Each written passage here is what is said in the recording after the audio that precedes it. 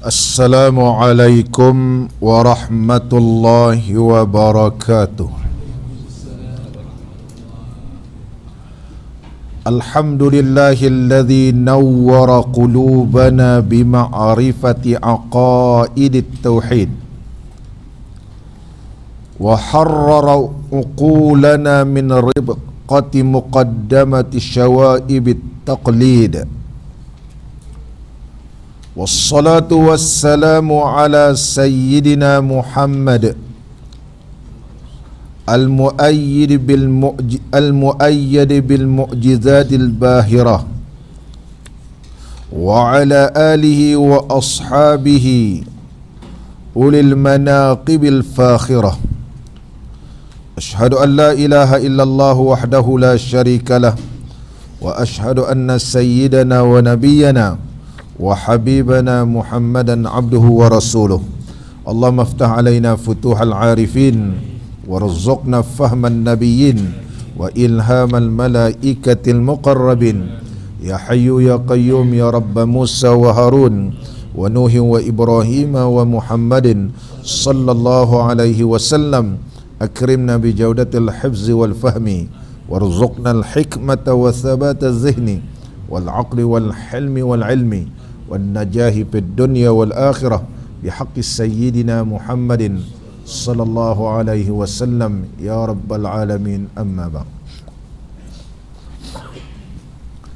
Alhamdulillah, pada malam ini dapat sama-sama kita mempelajari kitab Aqidatul Aqaid pada menerangkan akidah dan ibadat ahli sunnah wal jamaah yang dikarang oleh seorang ulama yang alim, Syekh Ya'qub Sabri Ibnu Daud Ibnu Ismail rahimahullahu ta'ala. Akidah yang kita pelajari menerusi kitab ini adalah akidah mengikut aliran Imam Abu Hasan Asy'ari rahimahullahu ta'ala.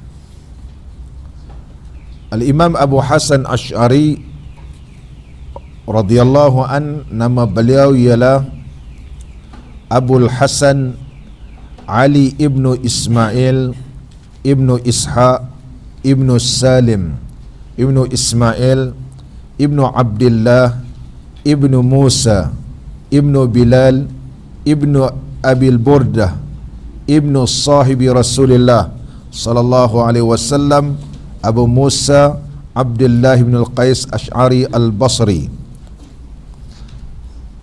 Itulah susur jalur Imam Abu Hasan Asy'ari, keturunannya, sehingga bertemu kepada sahabat Nabi sallallahu alaihi wasallam, itu imam, yaitu sahabat Nabi Sayyiduna Abu Musa Abdullah bin Qais Al-Asy'ari, Abu Musa Al-Asy'ari radhiyallahu anhu.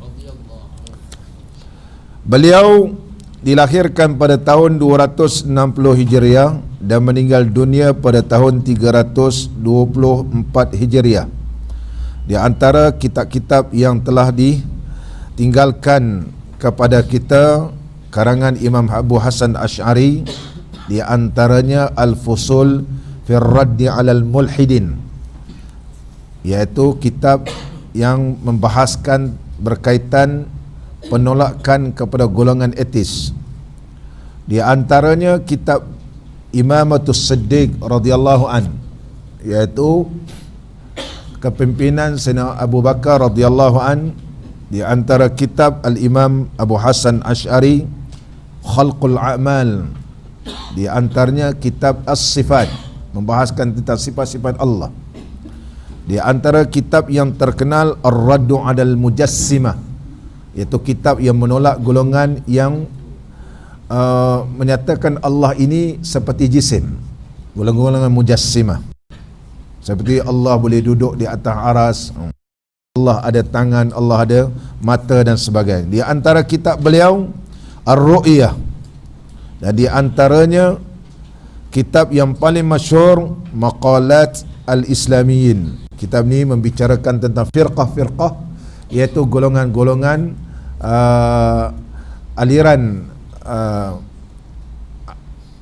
ataupun doktrin-doktrin akidah di kalangan mazhab-mazhab yang berbeza-beza. Pagi tadi saya telah huraikan menerusi kitab Maqalat Al-Islamiyin, pecahan daripada mazhab Syiah yang begitu banyak, pun saya tak baca sampai habis menerusi kitab Maqalat Al-Islamiyin. Dan juga di antara kitab yang masyhur Maqalat Al-Mulhidin, dan di antara kitab yang paling masyhur An-Naqdu 'ala Al-Jubba'i, iaitu mazhab Mu'tazilah. Jadi Al-Imam Abu Hasan Asy'ari telah membatalkan aliran mazhab Al-Jubba'i, Jubba'i di kalangan golongan Mu'tazilah. Begitu banyak sumbangannya di dalam ilmu akidah ini demi untuk mempertahankan akidah Ahlussunnah wal Jamaah. Di antara hadis Nabi SAW yang memberi berita gembira keturunan Abu Musa Asy'ari ialah golongan yang mempertahankan akidah yang sebenar. Menerusi sepotong hadis Nabi SAW, qala Rasulullah SAW, yaqdamu alaikum qaumun araqqu afidatan minkum, akan datang kepada kamu satu kaum yang hatinya begitu lembut. Faqadimal Asy'ariyun wa fihim Abu Musa Asy'ari. Tiba-tiba datang golongan-golongan Asy'ari ini. Di kalangan mereka ini terdapat sahabat Nabi SAW yang bernama Abu Musa Asy'ari. Ini berdasarkan hadis yang diriwayatkan oleh Imam Ahmad Ibn Hanbal dan juga Al-Imam An-Nasa'i dalam Sunan Kubra, dan Abu Ya'la dalam Musnadnya, dan Ibn Hibban dalam Sahihnya, menunjukkan bahawa berita gembira keturunan Sayyiduna Abu Hasan Asy'ari radhiyallahu an, hatinya begitu lembut, dan mereka inilah yang akan mempertahankan akidah. Begitu juga terdapat dalam sepotong hadis Nabi SAW yang diriwayatkan daripada Abi Musyaibah dalam Musannafnya dan Al-Imam At-Tabrani dalam Mu'jam Kabir, menerusi sepotong hadis Nabi SAW ketika mana turunnya firman Allah Ta'ala dalam suratul Maidah ayat 54, a'udzubillahi minasyaitonir rajim, fasawfa ya'tillahu biqaumin yuhibbuhum wa yuhibbuna. Fasawfa, akan datang, ya'tillah, akan Allah melahirkan satu golongan atau satu kaum, yuhibbuhum, ya Allah sukakan kepada mereka, wa yuhibbunahu, dan mereka suka pada Allah, mereka cinta kepada Allah. Nabi SAW bila turun saja firman Allah Ta'ala surat Al-Ma'idah ayat 54 ini, Nabi SAW telah mengisyaratkan hum qaumu hadha, yang dimaksud kaum inilah kaum ini, iaitu Nabi SAW telah menepukkan belakang Sayyidina Abu Musa Asy'ari dan diurut tepuk-tepuk begitu, ini kaum inilah, kaum inilah, berdasarkan firman Allah Subhanahu wa taala tadi, kaum inilah ditunjukkan kepada Imam Abu Musa, iaitu Sayyidina Abu Musa Asy'ari radhiyallahu an, yang mana mereka ini Allah suka dan mereka suka kepada Allah. Oleh sebab itu kita mempelajari akidah Ahlussunnah wal Jamaah menerusi metod Imam Abu Hasan Asy'ari radhiyallahu an adalah diakui menerusi beberapa hadis dan juga daripada Al-Quranul Karim, membuktikan bahawa akidah ini adalah akidah yang diredai oleh Allah, kerana sesungguhnya karangan-karangan Imam Abu Hasan Asy'ari diguna pakai seluruh dunia sehingga hari ini. Itu tanda Allah redha.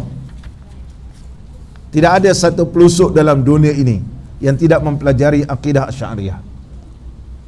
Itu menunjukkan bahawa Allah redha.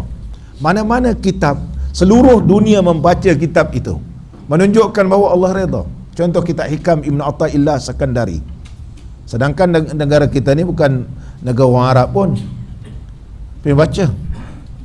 Pergi ke China pun baca. Pergi mana-mana pun orang baca. Baca kitab Ibn Athaillah Sakandari, kitab hikam, bermakna Allah meredainya. Karangan-karangan mereka ini telah mendapat keberkatan dan Allah Subhanahu Wa Taala kekalkan. Itu menunjukkan mereka ni bukan sesat. Tapi kitab-kitab sesat ni susah nak cari. Ada setengah-setengah dia simpan, kan? Tak dibaca, itu tanda dia sesat. Bahawa tidak dipelajari keseluruhan ataupun satu kaum-kaum tertentu sahaja.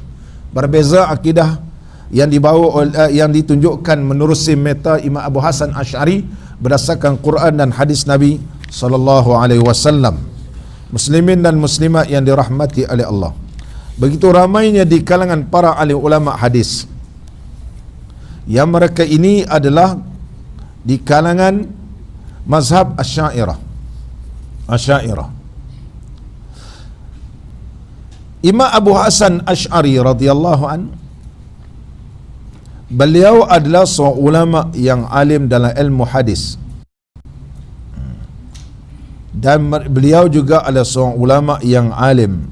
Oleh sebab itu, Imam Abu Hasan Ali ibn Ismail Asy'ari, beliau adalah a'immati ahli hadis. Sebagaimana yang telah disebut oleh Al-Imam Al-Qushairi, bahawa Imam Abu Hasan Asy'ari ini ialah imam kepada ahli hadis. Wa mazhabuhu mazhabu ahli hadis. Mazhab Imam Abu Hasan Asy'ari ialah mazhab ahli hadis. Wa takallama fi usul diyanat min tariqil ahli sunnah. Dan setiap pembahasan yang dibahaskan oleh Imam Abu Hasan Asy'ari adalah menerusi jalan ahli sunnah. Ini disebut oleh Imam Qasim Al-Qushairi radhiyallahu an, ulama yang begitu alim, memperakui bahawa sesungguhnya Al-Imam Abu Hasan Asy'ari adalah ulama hadis. Ulama hadis ni. Imam di kalangan mazhab kita yang paling terkenal iaitu Al-Imam Abu Isa Asy-Syirazi, pengarang kitab Muhazzab dan juga pengarang kitab Tanbih. Beliau berkata bahawa sesungguhnya Asy'ari ialah a'yanu ahli sunnah. Mereka ini adalah imam-imam kepada ahli sunnah, mempertahankan syariah dan menolak segala golongan-golongan mubtadi'ah, iaitu golongan yang bid'ah, sama ada daripada Qadariyah, Rafidah dan selain daripada itu. Sehingga Imam Abu Isa Asy-Syirazi rahimahullah ta'ala berkata, Imam Abu Hasan Asy'ari imamu ahli sunnah wa ammati ahli syafi'i. Kebanyakan ulama-ulama di kalangan mazhab Imam Syafi'i adalah bermazhab dengan mazhab Asy'ari. Kebanyakan. Qadil Qudah, qadi, segala qadi, mana qadi, ketua segala qadi, Abu Abdullah Ad-Damaghani berkata bahawa sesungguhnya Imam Abu Hasan Asy'ari radhiyallahu an merupakan imam ahli hadis dan ahli sunnah. Orang tanya kepada beliau, adakah Imam Abu Hasan Asy'ari ini betul ahli sunnah? Maka Qadil Qudah yang diakui kealimannya, qadi kepada segala qadi di zaman itu, telah memberikan penghakimannya, Imam Abu Hasan Asy'ari adalah merupakan imam ahli sunnah. Begitu juga seorang ulama yang terkenal di kalangan mazhab Maliki, Ibn Rushdi Al-Maliki. Bila ditanya tentang Imam Abu Hasan Asy'ari, beliau berkata, sesungguhnya Imam Abu Hasan Asy'ari adalah min ahli sunnah. Ahli sunnah. Haula'i alladhi summiyat minal ulama a'immatu khairin wa huda. Sesungguhnya Asy'ariyah ini yang disebut oleh para alim ulama bahawa mereka ini a'immatu khairin, imam yang baik, wa a'immatu huda, iaitu imam yang menunjukkan kepada jalan yang sebenar. Ini sejarah membuktikan bahawa sesungguhnya Imam Abu Hasan Asy'ari adalah akidah yang sahih. Tak perlu kita cari karangan-karangan ulama yang lain di sudut akidah. Tak perlu kita cari karangan-karangan orang yang lain yang tidak diakui oleh para ahli ulama. Sultanul ulama Syekh Izzuddin Abdus Salam berkata, anna aqidatal Imam Abi Hasan Asy'ari ijtama'a 'alaiha al-Syafi'iyyatu wal Malikiyyatu wal Hanafiyyatu wa fudala'il Hanabilati. Aqidah Imam Abu Hasan Asy'ari sepakat di kalangan ulama Syafi'i, ulama Maliki, ulama Hanafi dan juga kebanyakan ulama Hambali. Mereka ini adalah bermazhab dengan akidah Ahlussunnah wal Jamaah menerusi metod Al-Imam Abu Hasan Asy'ari radhiyallahu anhu. Muslimin dan muslimat yang dirahmati oleh Allah. Itulah serba sedikit pengajian kitab tauhid yang kita telah pelajari begitu lama menerusi akidah Asy'ariyah, yaitu tauhid al-Asy'ari adalah akidah yang selamat. Akidah yang selamat tanpa ada keraguan gitu. Pada malam ini kita meneruskan lagi pembahasan berkaitan tentang af'alullah. Tauhid berkaitan tentang af'alullah, yaitu sifat af'alullah, sifat-sifat perbuatan Allah Subhanahu wa ta'ala. Kalau kita merujuk merujuk kepada nama-nama Allah yang mulia, yaitu Asma'ullahil Husna, di sana ada di antara nama-nama Allah yang menunjukkan kepada af'al, merujuk kepada sifatul af'al, sifatul fi'li. Di antara nama Allah yang merujuk kepada sifatul fi'li seperti nama Allah Al-Khaliqu, Allah lah pencipta. Al-Bari'u, Allah lah yang Al-Bari. Adapun pertambahan alif lam pada nama-nama Allah ini menunjukkan lil kamal. Al-Bari'u menunjukkan kesempurnaan sifat Allah itu. Di antara nama Allah Al-Khaliqu, sempurna dia. Ditambahkan dengan alif lam, bukan alif lam ini makna alif lam makrifah. Sebab Allah Subhanahu wa taala a'raful ma'arif, memang semakrifah-makrifahnya, memang sekenal-kenal. Tidak boleh disebut alif lam pada nama-nama Allah ini ialah alif lam makrifah, tetapi dinamakan alif lam lil kamal. Pertambahan alif lam itu menunjukkan kesempurnaan. Kesempurnaan di antara nama Allah yang merujuk kepada af'al seperti Al-Wahhab, di antaranya Ar-Razzaq. Al-Wahhab iaitu yang banyak memberi, Ar-Razzaq yang banyak memberi rezeki, Al-Fattah yang banyak membuka. Nanti kita huraikan satu persatu menerusi kitab kita ini. Qala al-musannifu rahimahullahu ta'ala wa nafa'ana Allahu bi'ulumihi fid daraini amin.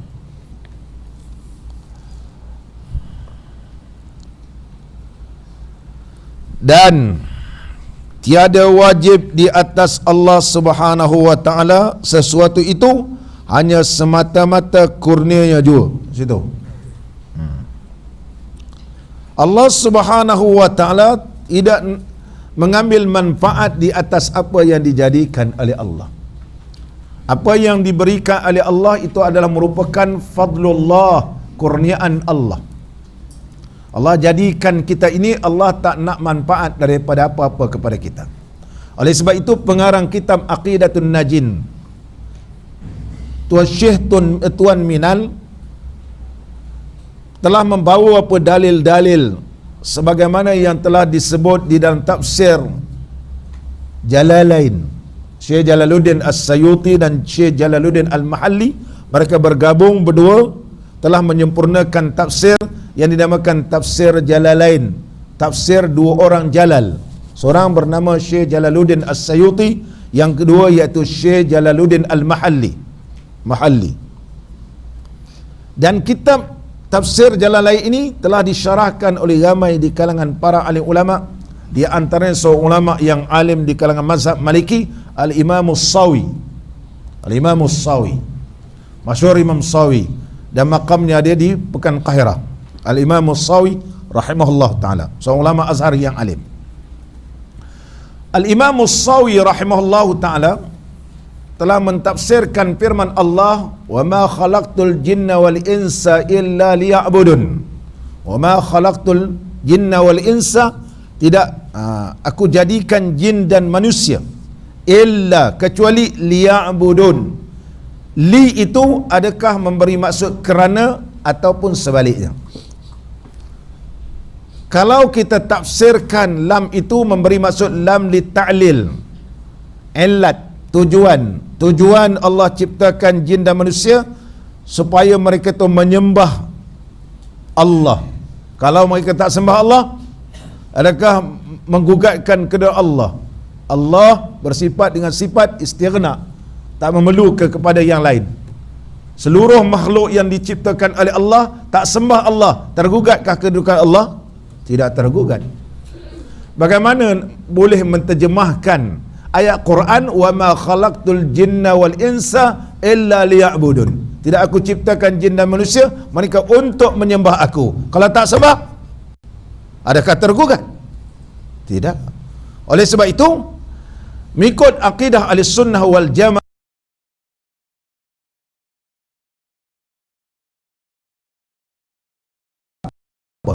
karena kalau mengharapkan bermakna Allah bersifat dengan sifat kekurangan.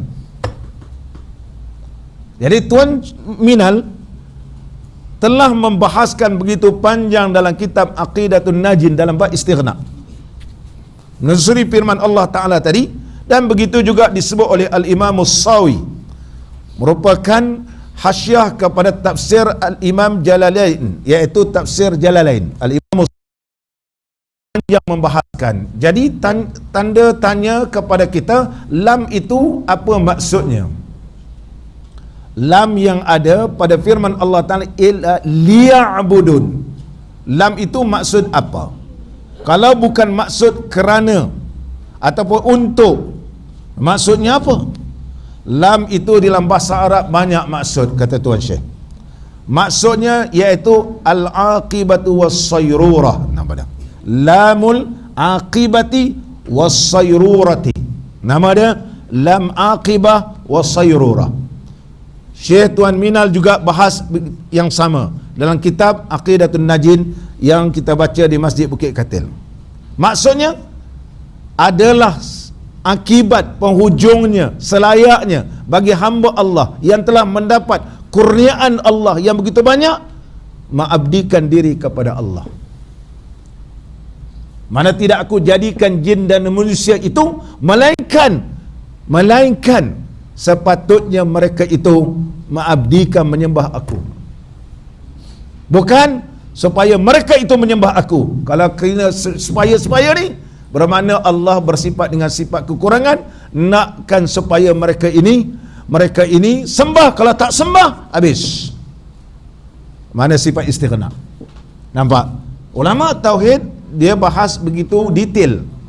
Tetapi kita kalau berceramah, kita ikut dan mulut. Tidak aku jadikan jin dan manusia melainkan untuk menyembah aku. Itu biasa kita dengar. Orang ceramah, orang baca ayat ni tak begitu. Ceramah ini tak betul. Boleh rujuk dalam kitab Aqidatun Najin, akidah orang-orang yang selamat. Ataupun disebut oleh Al-Imam As-Sawi dalam kitab Hasyatus Sawi ala tafsir Al-Imam Al-Jalalain, iaitu tafsir Jalalain di Imam Sayuti wa Imam Jalaluddin Al-Mahalli. Ini yang disebut dalam kitab kita ni.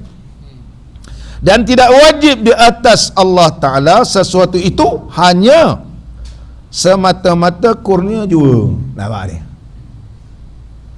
Kalau kita tak semayang, tak ada masalah. Allah tak ada kurang sifat Allah. Yang rugi adalah kita. Oleh sebab itulah, apabila kita memahami sifat Allah, iaitu af'alullah, sifat af'alullah, Allah telah jadikan kita sepatutnya kita ini adalah berterima kasih kepada Allah, dan tunjukkanlah terima kasih kita kepada Allah dengan beberapa perkara. Jadi ulama membahaskan di antara nama Allah ialah Al-Khaliqu, yang menunjukkan kepada sifat af'al Allah. Di dalam Quran Allah sebut nama Allah Al-Khaliqu ini sebanyak 244 kali. 244 kali disebut dalam Quran kalimah Al-Khaliqu, Al-Khaliq, ataupun kalimah khalaqa. Khalaqa ni ada 244. Inna fi khalqis samawati wal ard, sebut khalq. Sesungguhnya pada penciptaan langit-langit dan bumi, wa ikhtilafil laili wan nahar, dan perubahan siang dan malam. Ini merujuk kepada sifat af'al Allah. Di antara ciptaan langit dan bumi terdapatnya keajaiban ciptaan Allah. Perubahan siang dan malam dari sudut tempoh malam, tempoh siang, iaitu cahaya dan gelap, semua af'al Allah. Semua af'al Allah. Tempoh siang berapa jam, malam berapa jam, af'al Allah. Cahaya, gelap, af'al Allah. Dan seterusnya yang mengiringi ini, termasuklah bintang-bintang, bulan, cakrawala semua ni adalah merupakan khalqullah.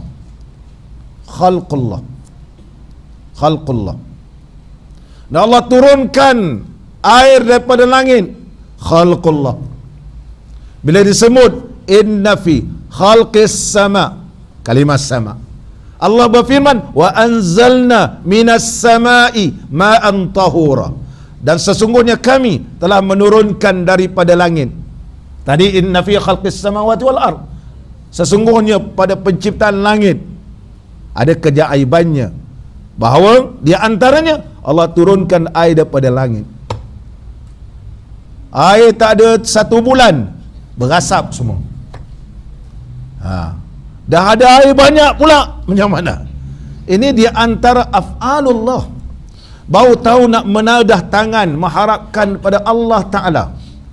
Pakat semua semayang hajat, pakat semua semayang istisqa, buat benih awan jadi air pun sikit, masih lagi tidak dapat memenuhi keperluan dan hajat makhluk. Yang dapat minum ular-ular, binatang-binatang. Manusia masih lagi tak cukup, minta ke Allah. Sebab yang boleh menurunkan ialah Allah. Oleh sebab itu inna fi khalqis samawati wal ard, dan ayat seterusnya wa anzalna minas samai ma'an tahura. Ini af'alullah. Apabila kita sudah memahami af'alullah ini, apakah yang sepatutnya bagi orang yang beriman ini melakukannya? Yang pertama, ulama menyebut, yang pertama al-ibadah, iaitu beribadat kepada Allah. Allah berfirman, ya ayyuhan nas u'budu rabbakumul ladzi khalaqakum.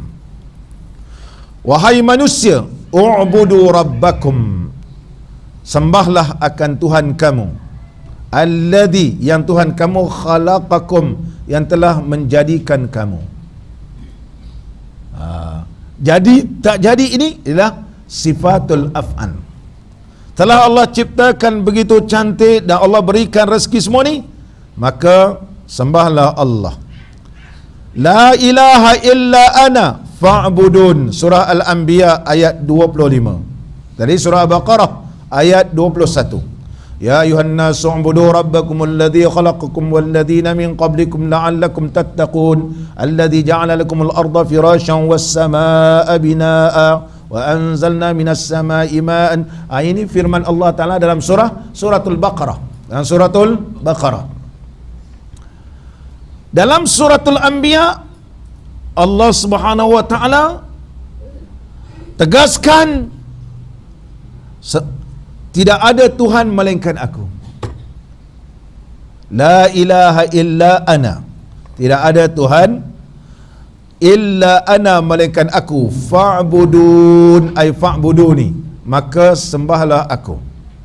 Sembahlah aku.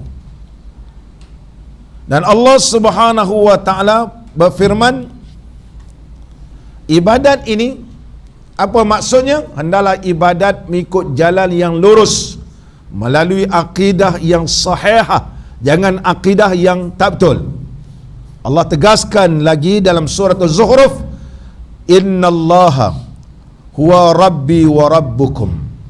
Sesungguhnya Allah itu Tuhanku dan Tuhan kamu, fa'buduh, maka sembahlah Allah.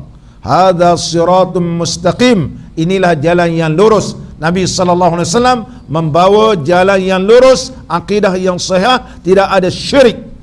Maka sembahlah Allah. Macam mana sembah Allah? Ikutlah Nabi sallallahu alaihi wasallam, sunnah Nabi. Di antara sunnah Nabi yang ditunjukkan menerusi akidah ahli sunnah wal jamaah yang diketuai oleh Imam Abu Musa Asy'ari sebagai contoh. Sebab akidah ahli sunnah ini termasuk ulama hadis, juga ahli sunnah. Di antara al-Imam Al-Maturidi ahli sunnah. Di antaranya Al-Athariyah yang dinamakan akidah Al-Athariyah, menerusi Imam Ahmad Ibn Hanbal, semua berdasarkan hadis. Dan di antaranya juga termasuk Ahlus-Sunnah wal Jamaah, yaitu As-Sufiyah Al-Haqiqiyah, yaitu ulama-ulama Sufi, ulama Sufi yang betul-betul bersih. Mereka ni juga termasuk Ahlus-Sunnah wal Jamaah. Imam Junaid Al-Baghdadi, Syekh Abdul Qadir Jilani rahimahullah taala, ini juga termasuk Ahlus Sunnah. Yang kedua, setelah mengetahui bahawa sungguhnya Allah ini telah menjadikan kita semua ini, alla tusyrika bihi syai'a, jangan kamu menyekutukannya dengan sesuatu. Sebagaimana firman Allah Subhanahu wa taala, ya'budunani la yusyrikuna bi syai'a. Ya'budunani, mereka menyembah akan daku, la yusyrikuna bi, dan mereka tidak menyekutukan aku, syai'a, akan sesuatu. Dalam surah An-Nur ayat 55. Yang ketiga, antukhlisa lahuddin, hendaklah kamu ikhlas kerana Allah dalam kamu beragama ini. Allah Subhanahu wa taala berfirman, qulillah, katakanlah Allah. Qulillaha a'budu, katakanlah Allah a'budu mukhlisan, katakanlah Allah itu yang ku sembah dalam keadaan ikhlas, lahu dini, bagi Allah lah agamaku. Namanya ikhlas, ataupun mukhlisina lahuddin, mukhlisina lahuddin. Muslimin dan muslimat yang dirahmati oleh Allah, sama lagi kita.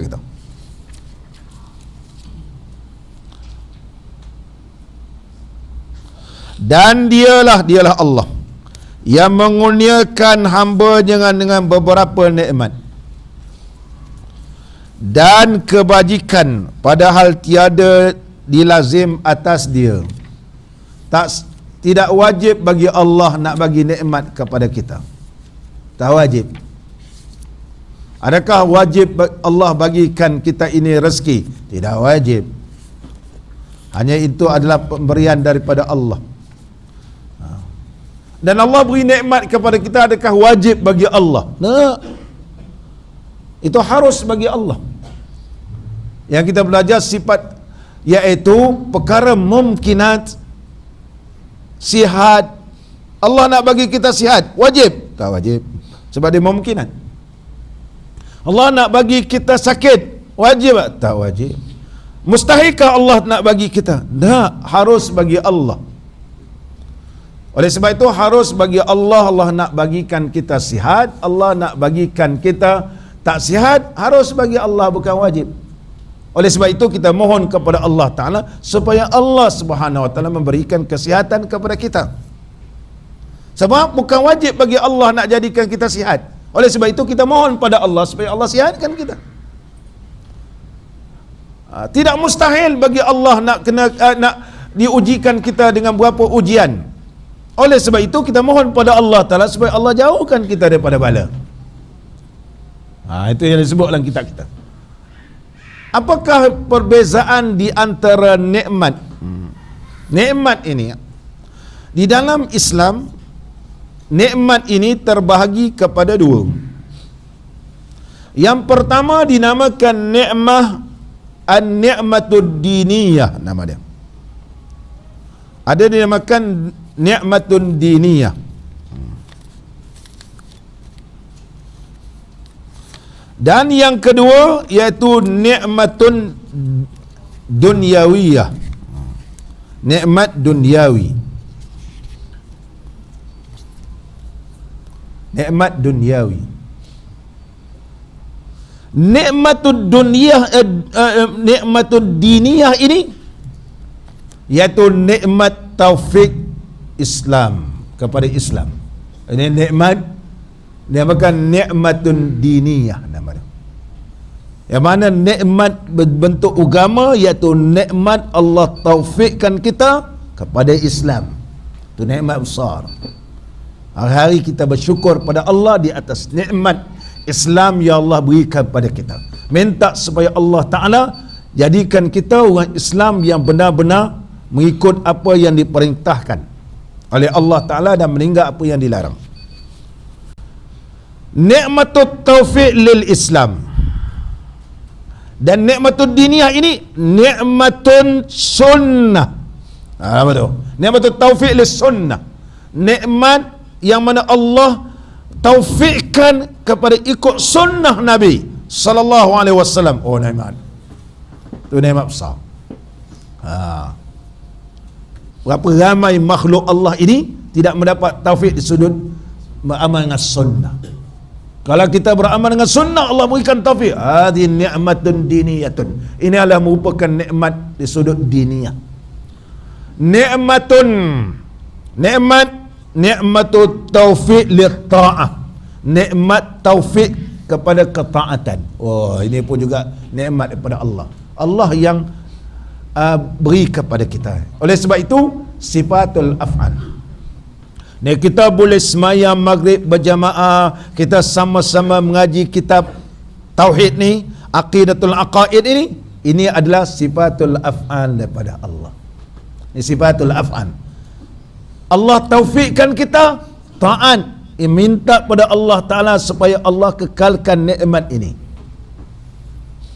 Sebab sifatul af'al, sifat af'al Allah. Sifatun diniyatun ini dan seterusnya, sifat diniyah, nikmatun diniyah ini nikmatul ismati minasyirki. Satu nikmat yang mana Allah Subhanahu Wa Taala berikan kepada kita nikmat. Nikmat apa? Al-ismatu minasyirki. Kita terpelihara daripada syirik. Pelihara daripada syirik. Ini nikmat. Lagi nikmatun diniyah ini nikmatun ismati minal kufri. Nikmat Allah peliharakan daripada kufur. Nikmatun diniyah lagi iaitu ni'matul ismah minal bid'ati wad dalal wasairil ma'asi. Iaitu nikmat Allah peliharakan daripada melakukan perkara bid'ah, nikmat Allah peliharakan daripada melakukan kesesatan, nikmat Allah peliharakan daripada segala perkara maksiat. Ini af'al, sifatul af'al. Allahu akbar. Allah pelihara kita ni begitu banyak. Setakat mana Ismail kita mensyukuri nikmat Allah? Setakat mana? Allah, malu kita depan Allah. Ni orang mengaji ilmu tauhid ini, dia menjadi seorang yang zuhud, seorang yang wara'. Tapi kalau mengaji kitab tasawuf, tak ada kitab mengaji tauhid, hancur habis. Sebab dia tidak tahu sifatul af'an. Mengaji istilah tasawuf macam-macam, tapi tak ada tauhid, hancur. Tapi kalau dia ada ilmu tauhid, maka dia akan jadi seorang yang bertasawuf, orang yang wara', orang yang saleh. Di antaranya pembahasan yang kita bahaskan melalui kitab kita ni sifatul af'al. Sifatul af'al. Dan seterusnya nikmatun dunyawiyah. Nikmat duniawi. Apa nikmat duniawi? Iaitu nikmatun naf'in. Nikmat manfaat. Oh, banyak kita manfaat. Kita boleh makan nikmat. Kita dapat manfaat makan sawi terasa sawinya. Makan roti canai telur terasa roti canai telur. Makan capati terasa capati, kan? Mi Bandung terasa mi Bandung. Laksa pining terasa laksa pining. Nikmat ini nikmatun naf'in nama dia. Minum air terasa, kalau kopi terasa kopinya. Kalau kita minum kopi tak terasa kopi, habis nikmat naf'in ni tak ada. Berapa banyak nikmatun naf'in yang Allah berikan kepada kita? Banyak. Ada mata boleh melihat, ada telinga boleh dengar, ada mulut boleh bercakap, nikmatun naf'in. Ada motor boleh bawa motor, ada motor tak boleh bawa. Kita kata tak boleh start ke motor tu pakcik, tak boleh. Kenapa tak boleh? Dah macam cerita Piramli lah tu, berbunyi gitu. Tak boleh lah, tak boleh. Nak perah pun tak boleh. Tangan ni lah lemah semua. Tak. Nikmatun naf'in tak. Tapi sekarang naik motor pun boleh, naik kereta boleh, semua nikmatun naf'in. Nikmat. Lagi nikmatud daf'in. Nikmatud daf'in, nikmat Allah tolakkan kita daripada segala bala petaka. Daripada subuh tadi sampai sekarang, Allah tolakkan, Allah jauhkan kita daripada malapetaka. Ini semua daripada sifatul af'al Allah. Itu ialah nikmat. Itulah nikmat. Jadi nikmat ini dibahaskan oleh ulama tauhid, nikmatun diniyah wa nikmatun dunyawiyah. Nikmatun diniyah, wah begitu banyak. Nikmatut taufiq lil Islam, nikmatut taufiq lis sunnah, wa nikmatut taufiq lit ta'ah, nikmatut taufiq nikmatul ismah minasy syirki, wa nikmatul ismah minal kufri, wa nikmatul ismah minal dalal, wa nikmatul ismah minal bid'ah, wa nikmatul ismah minal ma'asi. Banyak nikmat. Oleh sebab itu Allah ingatkan, fabi ayyi ala'i rabbikuma tukazziban. Nikmat mana lagi kau nak dustakan? Rupanya nikmatnya begitu banyak. Sama lagi kita. Qala al-musannifu rahimahullah taala.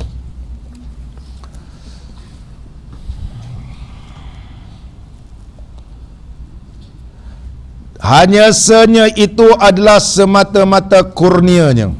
Semua adalah merupakan kurniaan, iaitu rezeki daripada Allah. Oleh sebab itu di antara nama Allah ialah Ar-Razzaq. Nama Allah ialah Razzaq. Rezeki ini terbahagi kepada dua. Yang pertama, rizqun madiyun zahirun, iaitu rezeki berbentuk material yang zahir. Yang zahir. Nama dia rezeki maddi zahir, nama dia. Iaitu tiap-tiap yang memberi manfaat. Yang kita nampak lah, yang zahir. Ini manfaat, tangan boleh bergerak, apa semua boleh berjalan. Manfaat yang berbentuk zahir ni. Ini rezeki. Rezeki kita nampak, sekali Allah berikan rezeki, kita boleh ada rezeki kita, makan macam-macam. Ada keluarga, ada anak, rezeki zahir nama dia. Rizqun madiyun zahirun. Yang kedua, rizqun ma'nawiyun batinun, iaitu rezeki maknawi yang berbentuk batin. Apa dia rezeki? Rezeki roh. Ni rezeki. Yas'alunaka 'anir roh. Mereka bertanya kepada engkau wahai Muhammad tentang roh. Roh kita ini. Nafsu kita, nafsu yang baik. Rezeki batin iaitu rezeki iman, rezeki taqwa. Rezeki batin, rezeki Allah Subhanahu wa taala, iaitu berikan kita ilmu, Allah berikan ma'rifah. Atau dia, ini rezeki batin, iaitu rezeki batin roh kita ini. Ya ayyuhan nafsul mutmainnah, roh ini irji'i ila rabbiki radiyatan mardiyah. Roh kita ini dalam keadaan tenang diberikan oleh Allah, sehingga kembalilah kamu dalam keadaan diridai oleh Allah apabila roh ini mendapat rezeki di sudut batin. Rezeki mana? Yang pertama, al-imanu billah, iman billah, iaitu iman dengan Allah. Allah lah yang memberikan rezeki, Allah yang memberikan rezeki.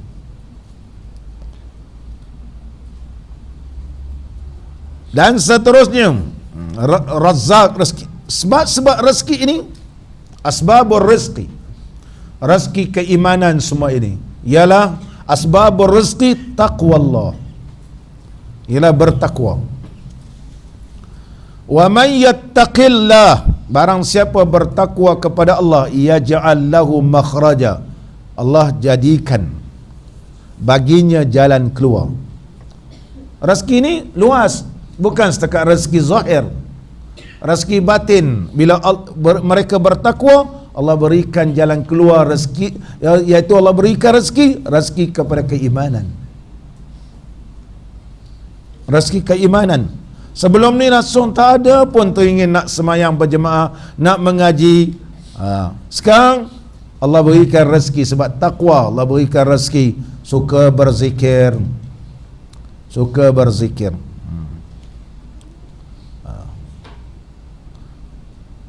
Semalam ada di Kedah, saya balik, pakcik ni kalau berzikir lepas sembahyang subuh seperti hidayatus salikin, sehingga naik matahari dan tangannya tidak pernah lekang daripada memegang tasbih zikir. Bukan kita ni balik umrah, balik haji, dia bawa tasbih 2-3 bulan hilang tasbih lah.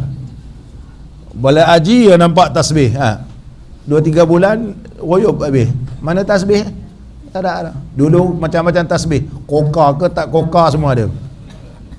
Kita tak istiqamah gitu. Tahajudnya tidak pernah tinggal, matinya dalam keadaan Allahu Akbar. Mati Allah muliakan kepada pakcik ni. Sebab apa? Sebab dia orang yang bertakwa. Bila bertakwa, Allah berikan rezeki. Rezeki dia apa dia? Allah mudahkan meninggal dunia, Allah mudahkan mengucap kalimat syahadah. Oleh sebab itu, wa yarzuqu min haitsu la yahtasib, Allah akan berikan rezeki yang tidak terhitung, tidak hisab ni tak terkira. Kalau Allah berikan rezeki iman, rezeki takwa, rezeki kekhusyukan beribadat, rezeki batin ni tidak dapat dikirakan rezeki itu. Bukan rezeki ini, ayat 1000 dinar ni disebut rezeki zahir, rezeki batin juga dibahaskan oleh ulama menerusi ayat tersebut. Ayat 1000 dinar ni telah kita baca menerusi kitab Al-Jawharul Mawhub. Kerana di pulau itu terdapat harta karun. Tapi sebelum sampai ke pulau itu dikawal oleh jin yang begitu banyak. Ketika mana dia naik sampan, naik ke perahu, kalau kau nak lawan jin itu, aku bagikan satu amalan, harganya ialah 1000 dinar. Harga 1000 dinar. Jadi hamba Allah ni kata 1000 dinar lah, aku bayarkan pengkerasnya 1000 dinar. Oleh sebab itu, aku ijazahkan kamu amalan, wa man yattaqillaha yaj'al lahu makhraja wa yarzuqhu min haitsu la yahtasib. Dia pun bayar, bagi 1000 dinar. Bila jumpa dengan jin ni, dia pun baca ayat ni, terbakar jin, dia pun masuk dalam pulau, mendapat harta karun yang tidak terhingga nilainya. Sejak itulah masyhur dengan nama ayat 1000 dinar. Ayat 1000 dinar.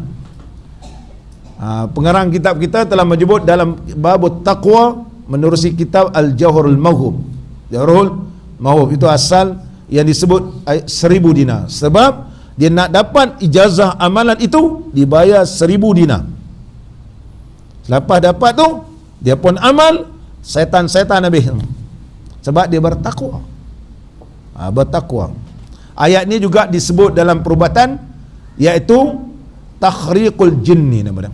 Ayat membakar jin. Ayat bakar jin ni dia banyak kan. Di antara laqad ja'akum akhir surah Taubah, di antaranya wa may yattaqillah. Banyaklah. Datu wasafatu safa, law anzalna hadzal Quran disebut sebagai ayat takhriqil jinni. Ayat membakar jin. Kalau kita ulang-ulang dia terbakar gitu. Dia jadi panas. Walaupun dia ni jin orang asli. Orang asli ni dia tak faham. Pahal panas kata-kata. Baca apa ni? Dia kata itu jin orang asli sebab dia bodoh kata. Dia tak tahu apa. Panaslah. Dia tak tahu apa. Tu jin orang asli. Jin orang asli. Jin orang asli. Lama dia panas. Macam ni saya keluarlah. Dia kata keluarlah. Dia cakap orang asli. Keluarlah. Dia kata keluar. Ini panas katanya. Keluar dia. Sebab dibakarkan jin dengan ayat dinamakan ayat takhriqil jin. Ayat takhriqil jin. Itu bagi orang yang mendalami ilmu perubatan. Sama balik kita. Di antara asbabur rizki as-salah. Salah. Bagaimana firman Allah Subhanahu wa taala, wa'mur ahlaka bis-salah wastabir 'alaiha. Perintahkanlah wahai suami akan ahli keluarga kamu dengan semayang dan hendaklah sabar di atas perintah tadi. Suruh semayang ni kena sabar. Sabar mendidik ni nak jadi orang yang baik, ahli keluarga yang baik ni. La nas'aluka rizqan, kami tidak pernah minta kepada kamu rezeki. Nahnu narzuquka, dan kamilah beri rezeki.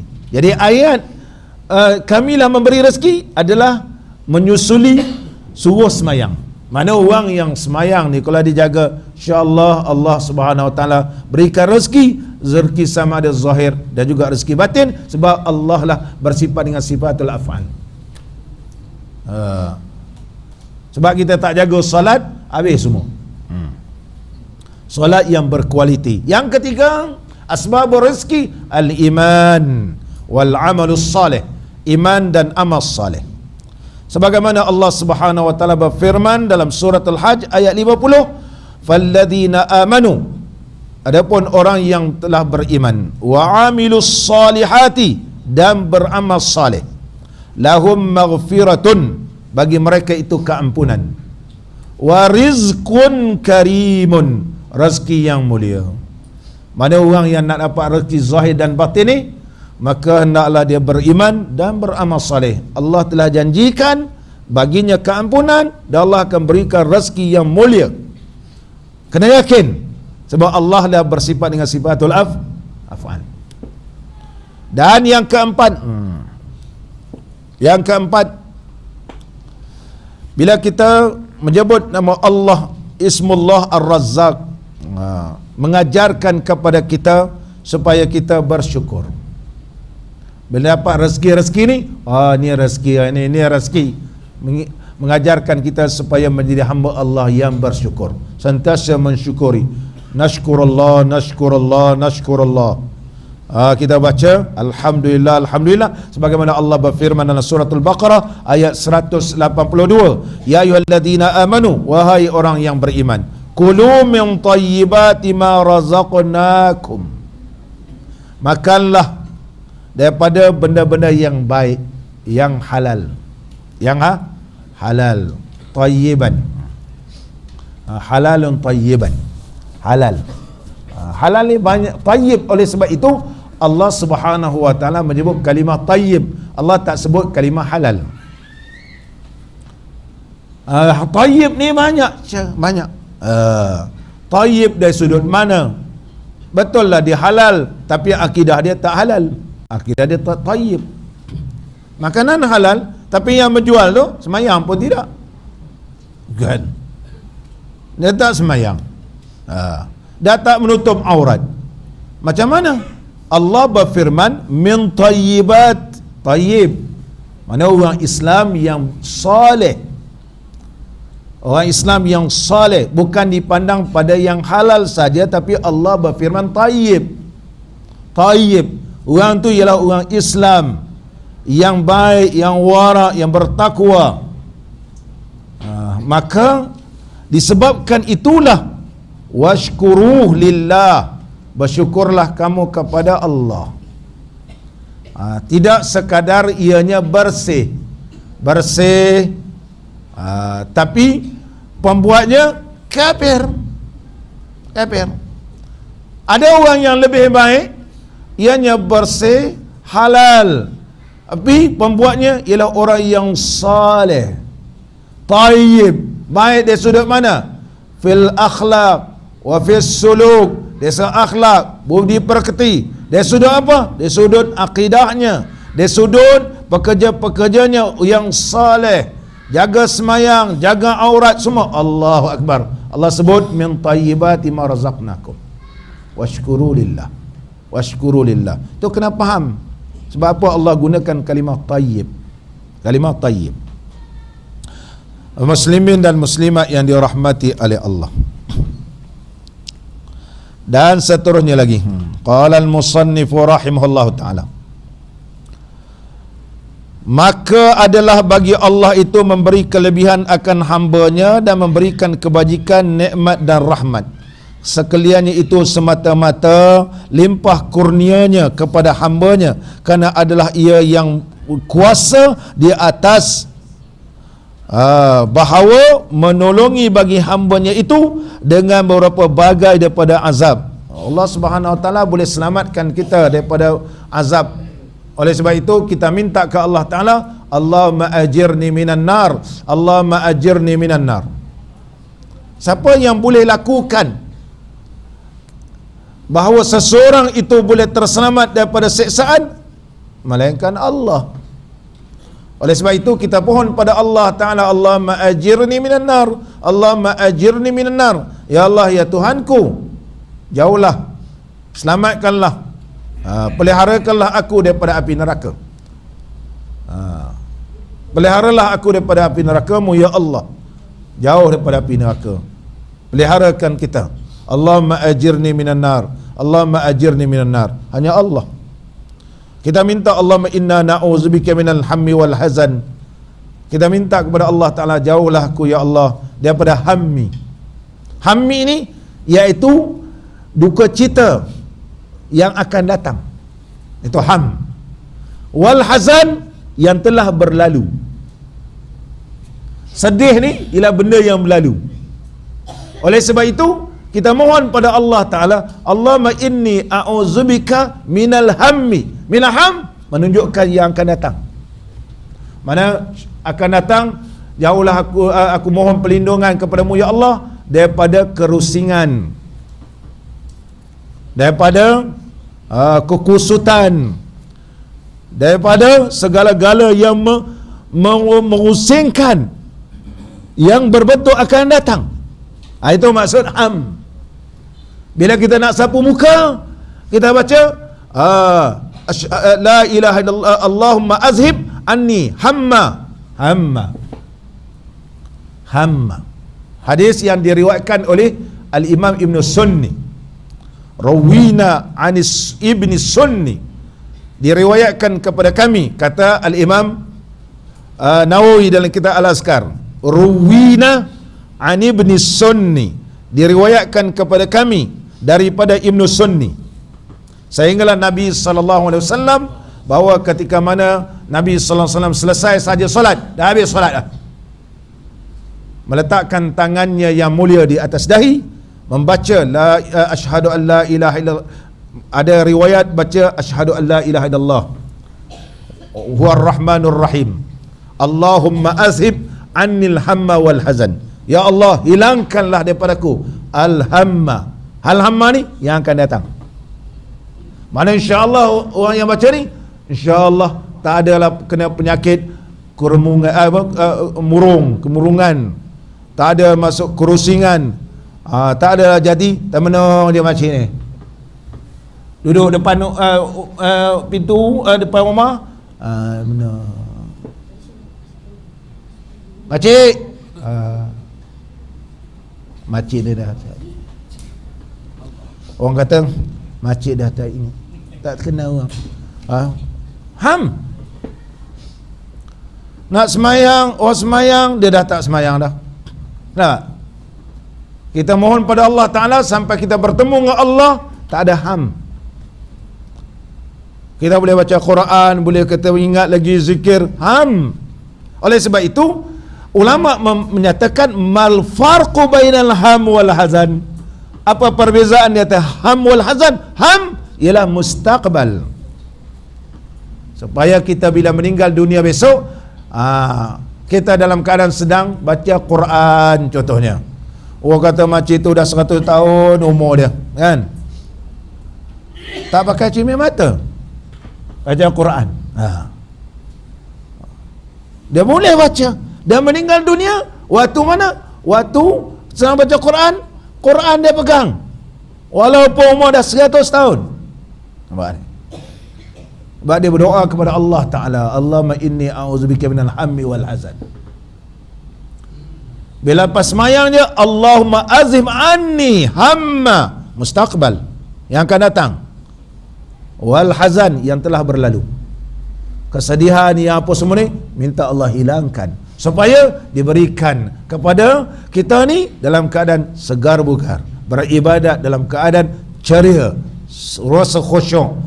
Sebab apa? Kita beriman Allah lah bersifat dengan sifatul af'al. Allahu Akbar. Kita sifat Allah ini, sifatul af'al merangkumi banyak perkara. Oleh sebab itu, janganlah fikir bid'ah ke tak bid'ah. Kamu nak bid'ah, ahlan wa sahlan. Ustaz sekarang ni bid'ah.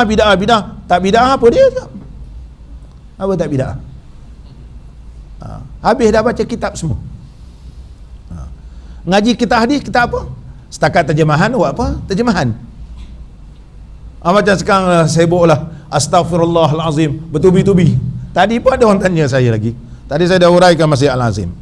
Nak baca Al-Hayya ke Al-Hayyu. Tapi paling afdal Al-Hayya. Kalau nak baca Al-Hayyu, boleh di sudut ilmu nahu. Boleh sudut ilmu nahu, tidak salah. Tidak salah. Tak pulang mana-mana nak diamalkan. Tapi terlebih baik Al-Hayya. Tak payahlah kita nak menyalahkan orang ni, kerana kita pun belum mahir dalam kaedah bahasa Arab dan tak tahu lagi riwayat-riwayat. Hanya yang tahu melalui WhatsApp. Melalui WhatsApp ni. Orang tahu WhatsApp kan kita tahulah ilmu tu. Bukan ilmu berdasarkan WhatsApp. Ini tak cukup begitu.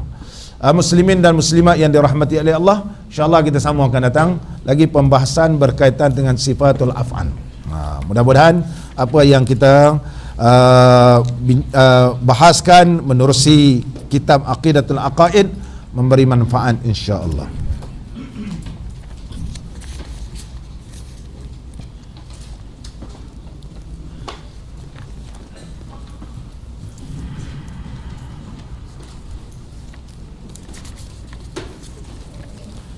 إلهي نجني من كل ضائق بجاه المصطفى خير الجميع إلهي نجني من كل ضائق بجاه المصطفى خير الجميع وهب لي في مدينته قرارا ورزقا ثم دفنا بالبقيع إلهي نجني من كل ضائق بجاه المصطفى خير الجميع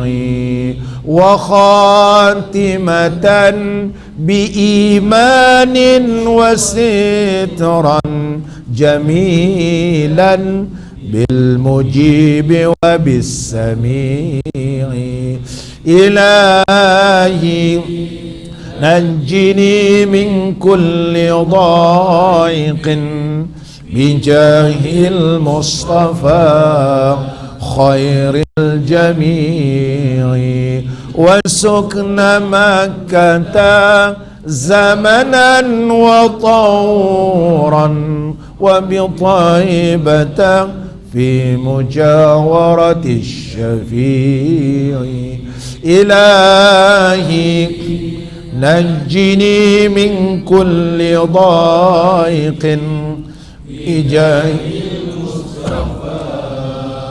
خير الجميع صلاة الله دائمة عليه مع الأصحاب والآل الرفيع إلهي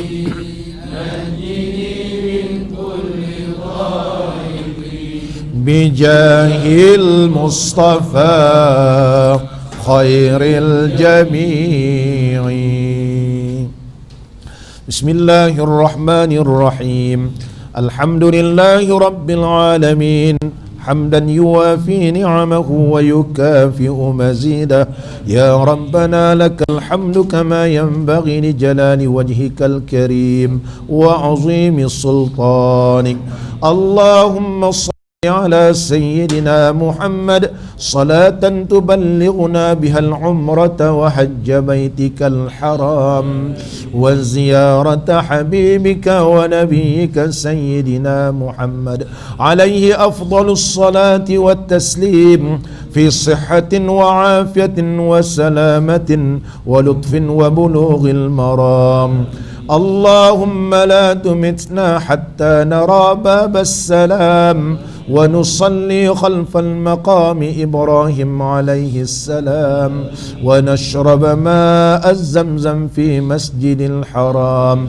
ونزور حبيبك ونبيك سيدنا محمدا صلى الله عليه وسلم بيسر ولطف وبلوغ المرام اللهم يسر لنا أمورنا اللهم يسر لنا أمورنا اللهم يسر لنا أمورنا والراحة لقلوبنا وأبداننا والسلامة في ديننا ودنيانا وكلنا صاحبا في سفرنا وخليفة في أهلنا ربنا آتنا في الدنيا حسنة وفي الآخرة حسنة وقنا عذاب النار وصلى الله على نبينا وحبيبنا وشفيعنا سيدنا محمد وعلى آله وصحبه أجمعين والحمد لله رب العالمين تقبل الله منكم